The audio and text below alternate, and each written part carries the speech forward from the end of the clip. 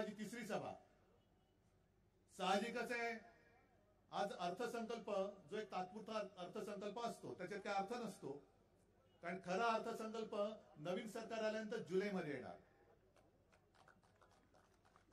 पण ही जी संधी असते ती संधी फार महत्वाची असते. निवडणुकीच्या आधी ज्या काय थापा मारायच्या असतात त्या थापा मारण्याची संधी असते.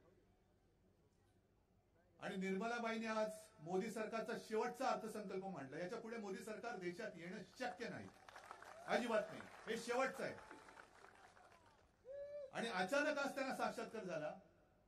असतील इकडे काही लोक असतील की गेल्या वेळेला त्यांनी राष्ट्रवादीला मत दिलं असेल, आता त्यांनी सुद्धा गद्दारी केली, निवडून दिले त्यांनी. आणि मला वाटतं गीते साहेब तुम्ही त्यांच्याबद्दलच बोला 7-12चा. अरे आता 7-12 सोडा, हेच लोक तुमचे 12 वाजवणार आहेत.